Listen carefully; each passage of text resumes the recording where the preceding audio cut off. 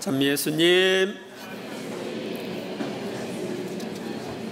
오늘은 연중 제20주일입니다. 우리는 세례로 하느님의 자녀가 되었고 하느님께서는 성체성사로 우리를 양육하십니다. 지난 주일처럼 오늘의 독서와 복음도 성체성사에 관련된 말씀입니다. 첫째로 오늘 제1독서인 잠언을 살펴보겠습니다. 지혜가 말한다. 너희는 와서 내 빵을 먹고 내가 섞은 술을 마셔라. 구약성서에서 지혜는 신약성서에 나오는 말씀이신 성자를 상징하기도 합니다. 그리고 여기 빵과 술은 신약성서에서 성체성사의 재료죠. 그래서 성체성사를 상징하기도 합니다. 둘째로 오늘의 복음은 성체성사의 깊은 신비에 대해서 예수님께서 가르쳐주고 계십니다. 내 살은 참된 양식이고 내 피는 참된 음료다. 예수님의 살과 피는 참된 양식이고 참된 음료입니다. 왜냐하면 그 안에 생명 자체이신 예수님이 계시기 때문입니다. 그래서 참된 양식이기 때문에 성체만 모시고 수십 년을 산 사람들이 우리 교회 역사 안에 많이 있습니다. 복녀 알렉산드리나 다코스타라고 하는 분이 있는데 이분은 1904년에서 1955년까지 사신 분입니다. 복잡하게 부른 분인데 이분은 오랫동안 성체만 영하고 사셨습니다. 또 데레사 로이만이라고 하는 가경자가 있습니다. 하느님의 종이 있습니다. 이분은 1898년에 태어나서 1962년에 세상을 떠났습니다. 그런데 1926년부터 오상을 받고 62년 세상을 떠날 때까지 36년 동안 성체만 영하고 살았습니다. 제가 이 복녀 알렉산드리아나 데레사 로이만, 이 데레사 로이만은 평신도입니다. 프란치스코회 3회원입니다. 이분들 생가하고 무덤을 가본 적이 있습니다. 하느님의 은혜로 복녀 알렉산드리나 거기는 한 20년쯤 전에 갔고 이 데레사 로이만은 1990년도에 제가 가본 적이 있습니다. 이 데레사 로이만의 경우 성체를 영하지 않으면 굶주림, 극심한 피로를 느꼈습니다. 그래서 성체를 영해야 힘을 얻는 거예요. 근데 물도 거의 안 마셨어요. 양치질 할 때 양치질을 위해서 물을 사용하고 성체가 넘어가지 않을 때 그때 물을 좀 쓰고 그리고 물도 안 마시고 식사도 안 하고 성체만 영하면서 36년을 살았습니다. 프랑스에 하느님의 종 마르타 로뱅이라는 사람이 있는데 이분도 1902년에 태어나서 1981년에 세상을 떠난 분인데 이분도 50년 동안 성체만 영하고 산 분입니다. 우리가 시에나의 성녀 카타리나, 시에나의 성녀 카타리나도 마지막 시기 7년 동안 성체만 영하고 살았다고 합니다. 그리고 하느님의 종 루이사 피카레타는 가장 오래 60년 동안 성체만 영하고 살았습니다. 그래서 이런 걸 통해서 내 살이 참된 양식이다 하는 것을 예수님이 증명해 주시는 겁니다. 내 살을 먹고 내 피를 마시는 사람은 내 안에 머무르고 나도 그 사람 안에 머무른다. 예수님 안에 머무르려면 어떻게 해야 돼요? 예수님의 살을 먹어야 돼. 다시 말하면 성체를 영해야 되는 것입니다. 영성체를 하면 예수님께서 우리 안에 오셔서 어디에 머무르실까요? 우리 영혼 안에 머무르십니다. 영이기시 때문에 우리 영혼 안에 머무려요. 그래서 예수님이 하신 말씀 중에 누이사에게 하신 말씀이 있는데, 내 몸은 감실이고 내 영혼은 성합이다. 성합 안에 성체가 있죠. 그렇게 이야기를 하셨습니다. 그래서 우리가 예수님 안에 머무르고 예수님과 더불어 살려면 자주 영성체를 해야 하는 것입니다. 살아계신 아버지께서 나를 보내셨고 내가 아버지로 말미암아 사는 것과 같이 나를 먹는 사람도 나로 말미암아 살 것이다. 예수님께서 아버지께로부터 힘을 받아 살듯이 영성체로 예수님을 먹는 사람도 예수님께로서 주시는 힘으로 살아야 합니다. 예수님께서 주시는 힘으로 살려면 잘 준비하여 성체를 영하고 또 필요한 힘을 청해야 합니다. 전에 공동 번역에서는 나를 먹는 사람은 나의 힘으로 살 것이다 이렇게 되어 있었습니다. 여러분들은 인생을 살아가면서 힘이 없음을 자주 느끼죠? 힘이 없음을 느낄 때는 힘의 원천인 주님께로 와야 돼요. 그래서 힘 없습니다, 힘 좀 주세요 하고 성체 예수님께 청해야 돼요. 그리고 1시간쯤 전에 일찍 와서 기도하면서 미사를 준비하고 미사 동안에 힘을 주시도록 청해하고 성체를 영해요. 그 영성체 하고 나서도 예수님과 데이트를 한 1시간쯤 해봐요. 그럼 한 3시간쯤 걸리나? 그렇게 하고 나면 여러분들이 힘이 주어지는 것을 느낄 수 있습니다. 잘 준비된 그 마음 안에 예수님이 오셔서 필요한 힘을 주시기 때문입니다. 저는 지금은 힘이 없음을 별로 안 느끼지만 옛날에는 힘이 없음을 가끔씩 느꼈습니다. 그럴 때는 일찍 1시간 정도 기도하면서 미사 준비하고 그리고 미사 때 영성체하고 또 1시간쯤 영성체 후에 기도를 하면 힘없었던 것이 싹 달아나고 흥얼흥얼 이렇게 노랫소리가 입에서 흘러나오는 그런 상태로 바뀌는 것을 자주 경험했습니다. 이것이 하늘에서 내려온 빵이다. 너희 조상들이 먹고도 죽은 것과 달리 이 빵을 먹는 사람은 영원히 살 것이다. 여러분은 영원히 살고 싶습니까? 그럼 어떻게 해야 돼? 빵을 먹어야 돼요. 성체성사에 참여해야 합니다. 성체성사의 궁극 목적은 우리에게 영원한 생명을 주는 데 있습니다. 그분이 우리에게 영원한 생명을 주시고 또 마지막 날에 우리를 다시 살릴 것이라고 하셨어요.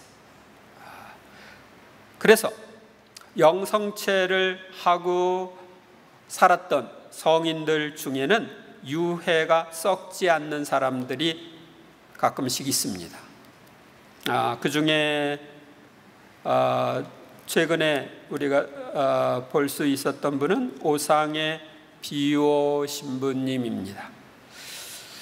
50년 동안 오상을 지니고 살았던 이 신부님은 미사를 아주 정성껏 봉헌한 분으로 유명합니다. 미사 시간이 2시간 이상. 이분이 1968년에 세상을 떠났는데 그 세상을 떠난 지 40주년이 되는 2008년에 무덤을 열었습니다. 그런데 시신이 썩지를 않았어요. 그래서 2008년에 그 산 조반니 로톤도 그분이 살던 그 수도원에 그 시신을 공개를 했어요. 그래서 제가 거기에 가서 기도를 한 적이 있습니다. 지금도 이분의 시신이 썩지 않았기 때문에 수도원의 대성당에 모셔져 있어서 그쪽을 가는 사람들은 그 유해를 보면서 기도할 수가 있습니다. 성녀 카타리나 라브레나, 성녀 벨레드따나 이런 사람들도 시신이 썩지 않고 있습니다. 이것은 이제 마지막 날에 우리를 다시 살릴 것이다, 우리에게 영원한 생명을 줄 것이라는 말씀이 이루어질 것을 상징적으로 보여주는 것입니다. 그래서 영성체가 아주 중요한 거예요. 셋째로, 오늘 제2독서는 지혜로운 사람의 삶에 대하여 가르쳐 줍니다. 형제 여러분, 미련한 사람이 아니라 지혜로운 사람으로서 어떻게 살아가야 하는지 잘 살펴보십시오.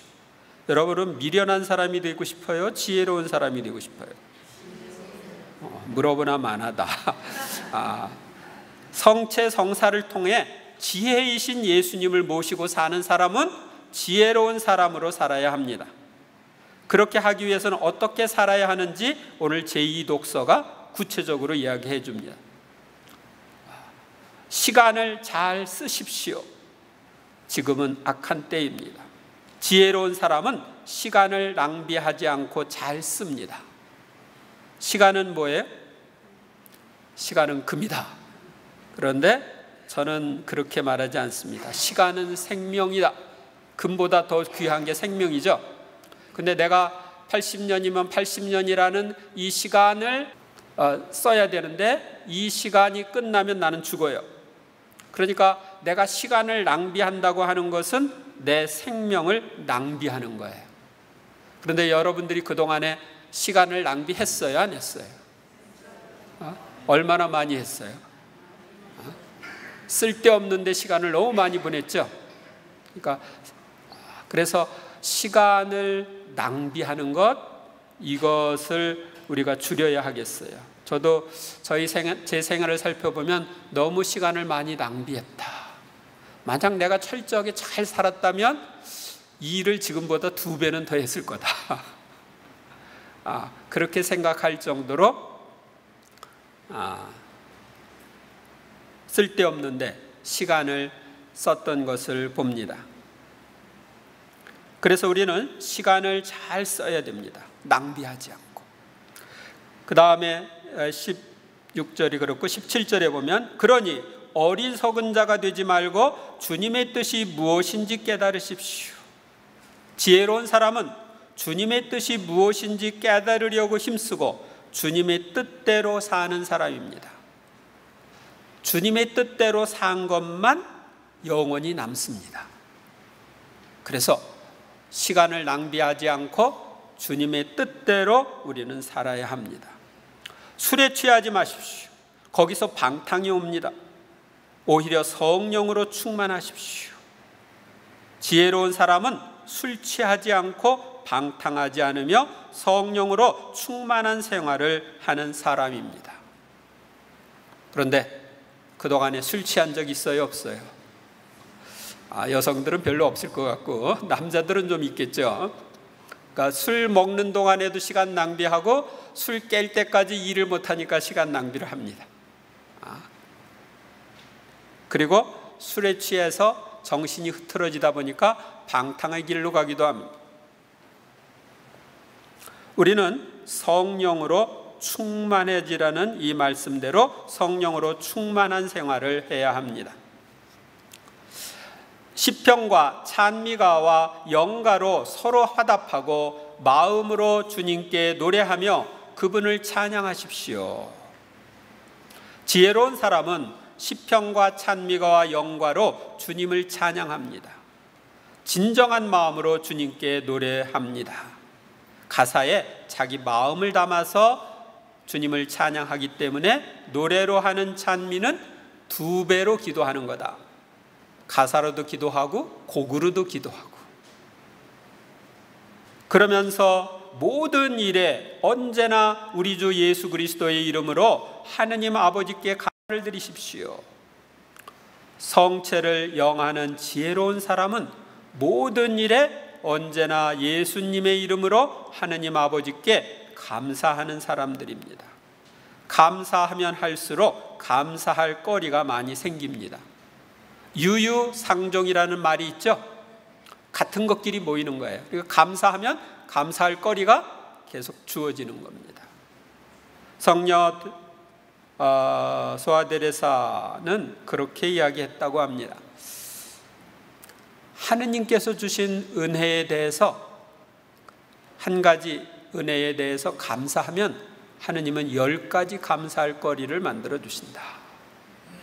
그런데 그 10가지 하나하나에 대해서 하느님께 감사를 드리면 하느님은 서둘러서 100가지 감사할 거리를 만들어 주신다.